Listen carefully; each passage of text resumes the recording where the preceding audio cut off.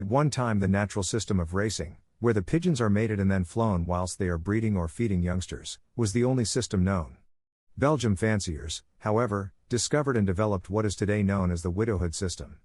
The fanciers who discovered this method kept their secret to themselves, and for some time they dominated racing with their phenomenal results. Other fanciers, however, eventually discovered their secret, and since then the balance has been restored.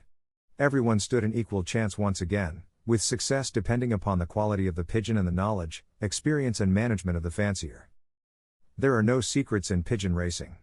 The management and knowledge of the fancier and his experience alone will assist him. Fanciers who believe that they can make pigeons fly faster by giving them all sorts of secret medicines and drugs will inevitably be disappointed by their results. A pigeon can only achieve top performances when it is enjoying perfect health. It reaches top condition through exercise and correct feeding.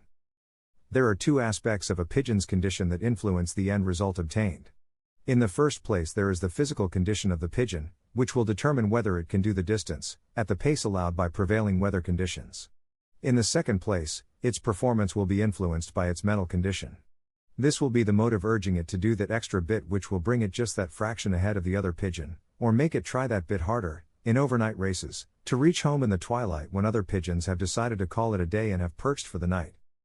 It sometimes happens that a pigeon's mental condition and will dominate its physical condition, but this will be the exception rather than the rule, since a pigeon's physical condition is usually the deciding factor in his performance. For this reason we shall first discuss the factors which influence the physical condition. Thereafter we can discuss the different racing systems which have a greater influence on the pigeon's mental condition, whilst also influencing his physical condition to a certain extent.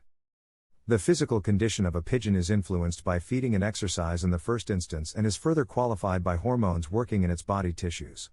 This hormone working begins when the pigeon is mated and has gone through the breeding cycle of laying eggs and rearing youngsters. It is further activated by the time of year, since the pigeon adapts itself to seasonal weather changes by throwing off its down feathers. Pigeons which have reared a round of youngsters will start molting and will cast their first flight when having sat about 10 days on their second round of eggs. Pigeons which have not been allowed to rear youngsters will cast their first flights much later, when nature instructs the glands to release the hormones that activate the molt. Experienced fanciers anxiously watch for signs of the fall of down feathers from their racers. This is not so much because the fall of the down feathers, in itself, is so important, but because it is a sign that the glands have released some hormones which will bring about the molt. It is an established fact that pigeons will only reach top form after they have cast their first flights. In other words, after the glands have been stimulated to release the hormones, which by their working, help to bring the pigeon into top condition. I have given this explanation to help you to understand how the racing system employed also influences the physical condition of the pigeon. Pigeons will reach top physical condition by feeding and exercise, but will then still not race as well as expected. Yet, all of a sudden, a change will come over them and they will race exceptionally well for a few weeks. This is when the loft strikes form, a condition of super health and physical condition that comes and departs of its own accord. LTS arrival is welcomed by all fanciers, but no fancier has yet succeeded in bringing this condition about when he wishes it. It usually occurs when the temperature of the loft rises and the happy balance of work and food is reached. The feeding of a racing team is very different from the feeding of stock pigeons, or pigeons during the off-season. With the racing team one should endeavor to balance the amount of food given against the amount of work done.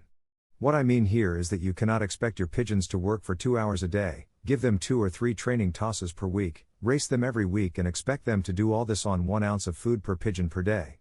When you work them hard, you must feed them accordingly. This is certainly the most difficult part of pigeon racing and is one aspect of the game which everyone struggles to master. The person who, by chance, strikes the happy medium between food and exercise usually cannot understand why others have problems. The person who feeds heavily usually tosses his birds quite a lot, to work the extra energy off, otherwise the birds would become heavy and fat. But even this does not help him to bring them into the right condition at the right time, and therefore he also guesses when basketing day comes along. He sometimes succeeds, but in most cases the pigeons are either that little bit too heavy or just that little bit underweight. The fancier is not capable of working out exactly how much he must feed his birds or how much work they must get. He therefore works on a system of feeding and working, and hopes that he will strike the happy medium by chance. Fanciers who are overfeeding their birds usually are successful in the hard races, since the birds can use that extra potential energy, whilst fanciers who underfeed succeed in the faster races, since excess weight becomes a burden. It is difficult to strike a happy medium, but by study and experience one gradually evolves a system to which one's pigeons respond and by which one can achieve success. I have found that one should become acquainted with your pigeons individually and through daily inspections of their physical condition. Learn to tell whether you should increase their food or give them more work, to get them into the desired condition on basketing day. For this purpose, I prefer to use the system of breaking them down by racing and feeding over the weekend and then gradually building them up towards basketing day again. If you handle your pigeons regularly, especially at night time, you will learn to feel what the condition of their muscles is. For this purpose, one takes the pigeon in one hand in the normal way and places the other hand in front with the thumb over the back and the four fingers next to the breastbone. By pressing these fingers slightly into the muscles you will feel a certain resistance, and with practice will soon be able to tell whether the muscles are swollen with energy or flat and deflated. The best procedure is to handy the pigeon on basketing day and again after the race, when you should be able to feel the difference. The pigeons which have taken part in the race will have deflated muscles as a result of the work, whilst those which have not been raced will feel full and round like an inflated rubber tube. Jules Guillet of Belgium made me acquainted with his purifying mixture on his first visit to the Republic of SA a few years ago. This mixture consists of barley, rice, small sunflower, kaffir corn, dari, and wheat, mixed in equal proportions, with linseed and rapeseed added to taste. This mixture is fed to the pigeons that have not been to the race, while the others are away, and is also given to the racers on their return from the race. Those that have not been to the race would lose condition, by which I mean that their muscles would become deflated, whilst those that have raced would slowly start building up.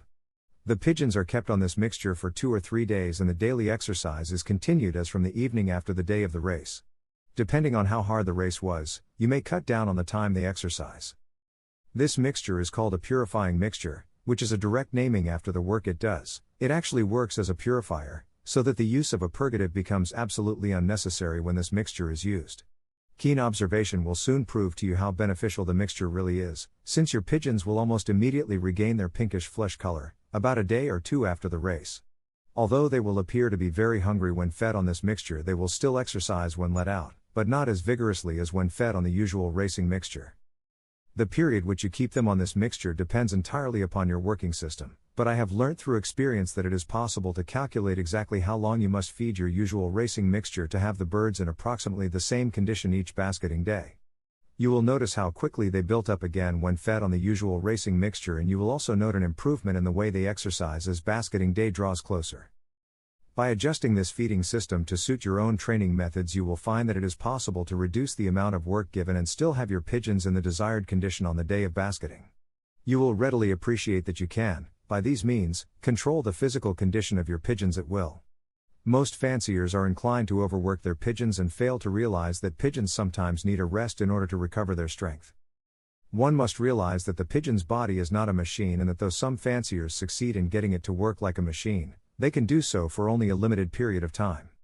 The training methods of different fanciers vary according to the type of pigeon they have. It is therefore essential that you use a system as close as possible to the one used by the fancier or fanciers from whom you acquired your pigeons.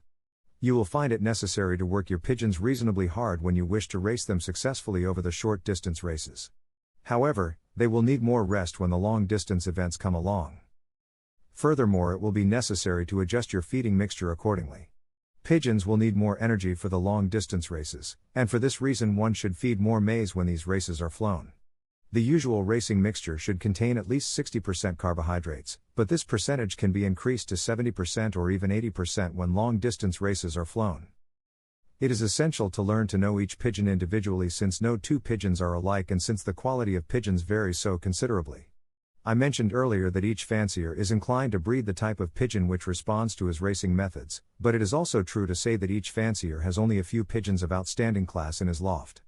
As the secretary of the Pretoria Racing Pigeon Union, I have made a study of the numbers of the pigeons which have flown well for each fancier, when signing the prize certificates at the end of the season.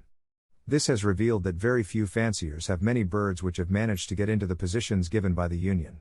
One usually finds that if a fancier has had 10 positions for the season, that one pigeon has scored 3 or 4 times, with another one scoring twice, whilst the other positions are made up by different pigeons.